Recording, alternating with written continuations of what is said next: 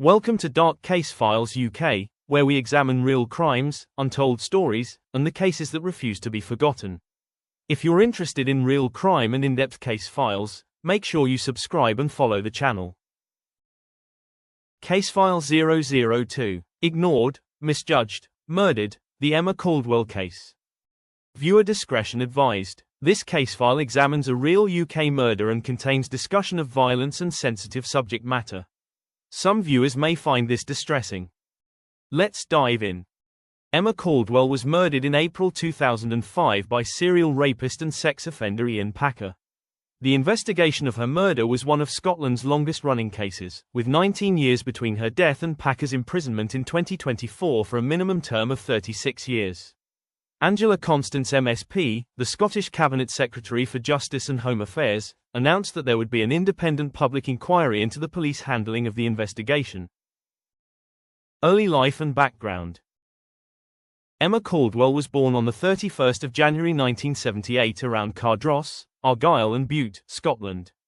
Described as having had a very happy childhood, Caldwell had a keen interest in horses and became a horse riding teacher in her early 20s. When her older sister died of cancer in 1998, it sent Caldwell into a deep depression. A partner encouraged her to try heroin to cope with her grief, and by 2002 she had moved in with him in the Govan area of Glasgow.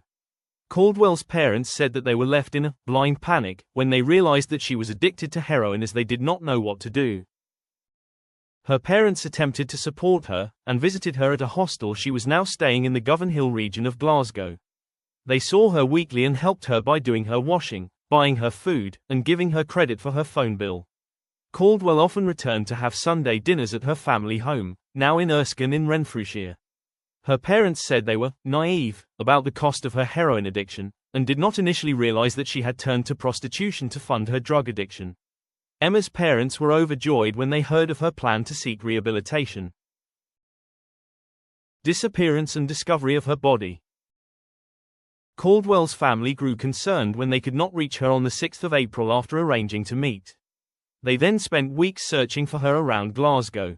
On the 8th of May 2005 her body was found at Limefield Woods, around 8 miles southwest of Biggar, South Lanarkshire, by a dog walker.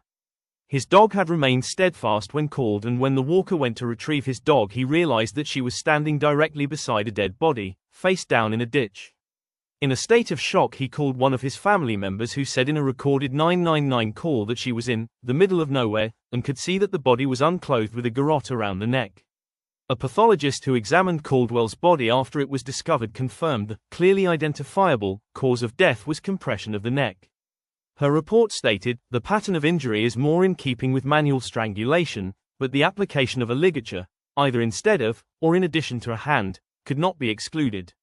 This could have been the plastic cord or line visible at the back of Caldwell's neck when she was found. The delayed discovery complicated forensic efforts, hindering DNA recovery. Caldwell's mobile phone, her clothing, and her personal belongings were never recovered. The case was featured on BBC Crime Watch on the 15th of June 2005. Police reported new leads as a result. Strathclyde police performed DNA testing on items found on Caldwell's body, but no DNA traces were found. There were traces found on swabs of Caldwell's personal areas, however these were not enough to identify an individual. Tests were also carried out on 3 used condoms found near Limefield Woods, as well as cigarette ends and condom wrappers, but they did not match the DNA of any suspects or Caldwell. Glasgow had seen 7 women who had engaged in prostitution murdered between 1991 and 2005, but only 2 of these cases had been solved, with accusations that Strathclyde police had not done enough to investigate. The first major lead came when Caldwell's phone history was investigated, with her last contact being with a previously unknown Turkish man. This led to an investigation in which 4 Turkish men were arrested. They were alleged to have strangled Caldwell at a Turkish cafe in Glasgow before dumping her body in the woods. The investigation became the most expensive in Strathclyde police's history, totaling £4 million, with extensive audio and visual surveillance of the men. The men were said to have been regular users of prostitutes, and were said to have brought prostitutes to their cafe where they also drank, gambled, and used drugs. Further evidence emerged when a search found a speck of blood identified as being from Caldwell, and one of the last pings on her mobile phone was linked to a location near the cafe. Officers also searched the home of a barber who was an amateur musician who played at the cafe at times, where they found a cable that the police believed was almost identical to that found on Caldwell's body. One of the men was later arrested and convicted of rape and sexual assaults of other women. A police officer of Turkish origin, translating the tapes, claimed there was evidence the men had discussed the murder of Caldwell. But the case against the men collapsed when two specialists who reviewed the tapes said there was no evidence that indicated they had discussed killing Caldwell.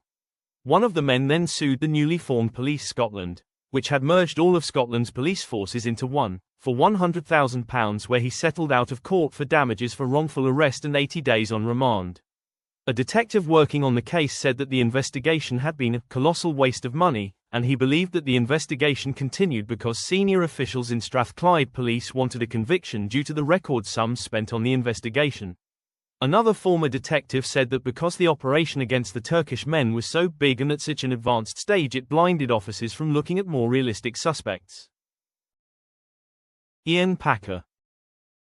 In April 2015, the Sunday Mail newspaper published an article naming Ian Packer as a person who had been questioned by the police just weeks after Caldwell's body was found in 2005.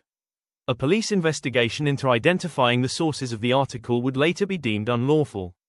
He was identified by other prostitutes as a regular user who was infatuated with Caldwell and changed his story with police numerous times.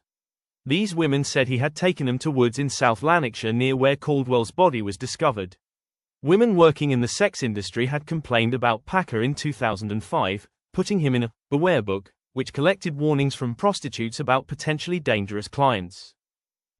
Numerous women identified Packer and complained about rapes that had been perpetrated on them by Packer and by other clients. These women felt their concerns had been ignored by the police because they were prostitutes.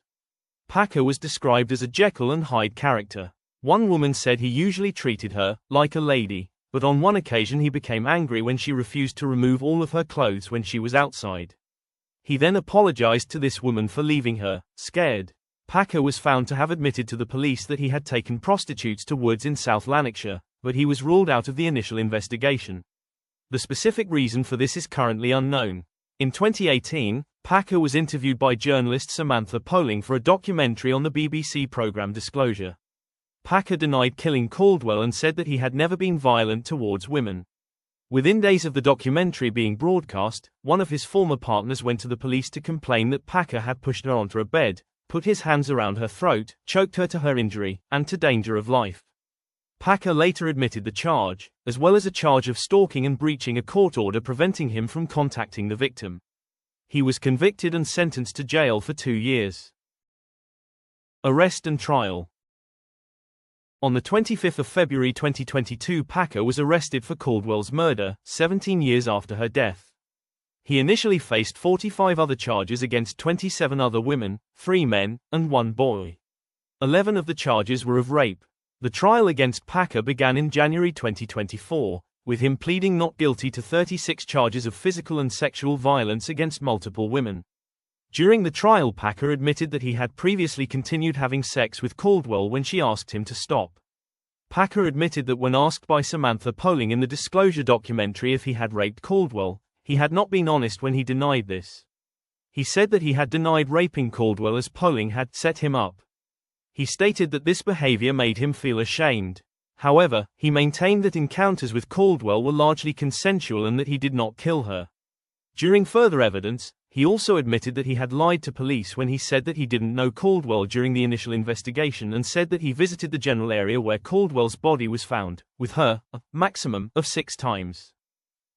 Further evidence was provided that linked Packer with the location where Caldwell's body was found. Soil samples from around the ditch where Caldwell's body was discovered were compared to soil samples previously taken from the footwell of a van used by Packer. The court heard the chosen technique to compare soil samples was to analyze the pollen in them. The forest samples and the van samples each contained the same types and quantities of pollen. The court heard there was 99% to 99.99% chance they matched at least 3 of the 6 soil samples. During the trial, the jurors, court staff, and the judge Lord Beckett, as well as Packer, were all driven to the alleged scene of the crime, at Limefield Woods, some 41 miles, 66 kilometers, from Glasgow High Court. The closing statement by the defense counsel asked the jury to examine the evidence alone and, not rumor, not gossip, not innuendo. When the advocate depute suggests all the women can't be wrong, that doesn't mean they were all right. The advocate depute for the prosecution said in his closing statement there was overwhelming, circumstantial evidence to convict Packer. The advocate depute listed 17 circumstances which he said proved Packer murdered Ms. Caldwell in April 2005. He said, the most compelling of all was the place where her body was found. There is nothing to suggest that anyone other than Packer had a predilection for strangling sex workers in Limefield Woods. There are 16 sex workers who have accused Packer of being violent towards them. A further 11 women have accused him of grabbing their throats and trying to throttle them. He finished by saying that the prosecution believed that the strangulation and the murder of Caldwell was the most horrifying chapter in what the evidence tells us was Packer's appalling course of sexual violence towards women that lasted over a period of 2 decades. On the 28th of February 2024, Packer was found guilty of the murder of Caldwell, and of 32 other charges against 22 women. 3 charges were found not proven. Packer was sentenced to a minimum term of 36 years in prison before he would be able to apply for parole, the second longest sentence in Scottish legal history after Angus Sinclair. Aftermath. The mother of Caldwell said she had been betrayed by the original police investigation, and was angry it had taken so long for Packer to be brought to justice. Amer Anwar, the lawyer representing Caldwell, called for a public inquiry in response to this and said officers who worked on the original investigation must answer for their conduct as Packer went on to attack numerous other women. He further stated that, "This is the most prolific sex offender in the history of Scotland and one of the most prolific sex offenders in the history of the United Kingdom." Scottish First Minister Humza Yousaf MSP said his government was seriously considering the option of an inquiry. He said that Justice Secretary Angela Constance MSP was going to meet with Caldwell's mother and that he would meet with her as soon as possible. This was in response to Scottish Conservative leader Douglas Ross MSP, who said there needed to be a free and fearless inquiry to get to the bottom of the situation that let killer Ian Packer remain free for 19 years. Scottish Labour leader Anas Sarwar MSP called for this investigation to be led by someone separate and independent from Scotland's justice system. Sarwar said the case was one in a long line of failures within Scottish institutions, which too often fight for their reputations rather than be on the side of victims and seek to find the truth. A spokesperson from Police Scotland apologised for the way that Strathclyde police handled the case. They said, "Caldwell, her family, and many other victims were let down by policing in 2005, for that, we are sorry." A significant number of women and girls who showed remarkable courage to speak up at that time did not get the justice and support they needed and deserved from Strathclyde police. We have reflected and learned from the initial investigation and subsequent re-investigation. Significant changes have been made to our organisational culture, response, victim care, and processes for these types of crimes. On the 5th of March 2024, Caldwell's mother met with Humza Yousaf and appealed for a public inquiry into the handling of her daughter's case. The following day, Angela Constance announced that there would be an independent public inquiry into the police handling of the investigation. The family of Caldwell stated a desire to have a judge from outside Scotland lead the investigation. Their lawyer commented, "The scale of the crimes and the failures are so catastrophic that only an independent judge outside of the Scottish justice system would suffice." The family are to meet with new Scottish First Minister John Swinney and Justice Secretary Angela Constance to discuss plans for the inquiry, which has not yet commenced. On the 24th of April 2025, it was announced that Lord Scott, a senator of the College of Justice, would chair the public inquiry. After the inquiry was announced, one of Packer's victims, and an acquaintance of Caldwell, said that she believed several of Caldwell's clients were police officers. She accused police of not investigating Packer for his crimes over fears he would reveal that serving officers were using prostitutes. On the 6th of March 2024, Packer announced he would appeal against his conviction and the length of his sentence. At the Court of Criminal Appeal, lawyers for Packer, who appeared via video link from prison, argued that the 36-year term was excessive. On the 28th of August 2024, Lady Dorian, Lord Matthews and Lady Wise unanimously rejected his appeal against his sentence. Before closing this case file, We want to acknowledge the immense pain suffered by Emma Caldwell's family and friends. Our thoughts remain with them. What do you think really happened? Let me know your thoughts in the comments. If you want more in-depth case files, subscribe and follow Dark Case Files UK. If you'd like to support Dark Case Files UK and help these case files continue, you can do so via Ko-Fi. The link is in the description. Thank you for watching Dark Case Files UK. See you in the next case file.